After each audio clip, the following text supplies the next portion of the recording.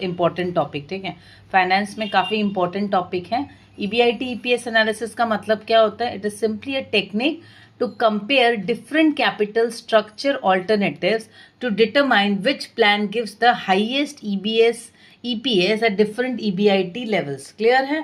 हम लोग को देखना है कि भाई हाईएस्ट EPS कैसे आएगा। EPS मेन टारगेट होता है किसी भी कंपनी का, that is wealth maximisation of the shareholder. हर कंपनी कोशिश करती है अपने शेयर होल्डर्स को बिल्कुल खुश रखने का। वो पॉसिबल कैसे होगा? हाईएस्ट EPS कब हो पाएगा?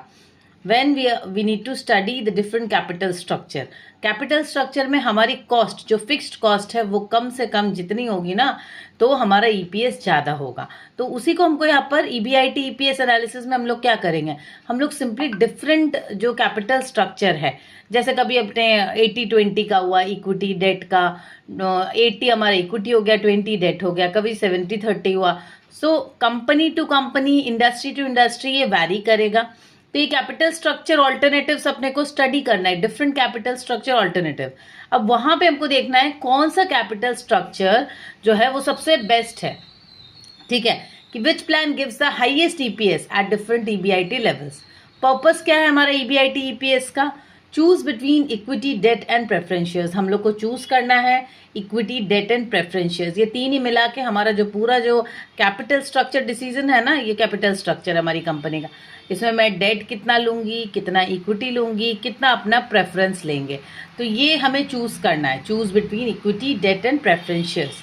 Find the optimal capital structure and minimise financial risk while maximise returns. ये हमारा मेन टारगेट होता है, that we will minimise financial risk. हमें फाइनेंशियल रिस्क को कम से कम करना है वाइल मैक्सिमाइजिंग रिटर्न्स। अपने रिटर्न्स को मैक्सिमाइज करने की कोशिश करनी है।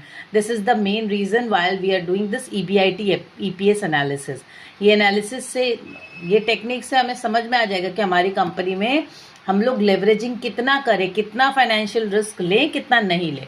डिसीजन रूल क्या है? Most important, select the plan with highest EPS at expected EBIT level. हमें सेलेक्ट करना पड़ेगा highest EPS at expected EBIT level. देखना पड़ेगा भाई कहाँ पर ईपीएस सबसे ज़्यादा हो रहा है। Debt is preferred when EBIT is high, financial leverage benefit. Equity is safer when EBIT is uncertain, no fixed interest. अब देखो हम लोग का ईबीआईटी अगर हाई है, earning before interest and tax अगर हाई है, तो हम लोग डेट ले सकते हैं, क्योंकि वहाँ पे उधारी ले रहे हैं तो इंटरेस्ट फैक्टर वहाँ से निकल जाएगा। और इक्विटी कब सेफर रहेगा? जब हमारा ईबीआईटी का कोई सर्टेनिटी नहीं है।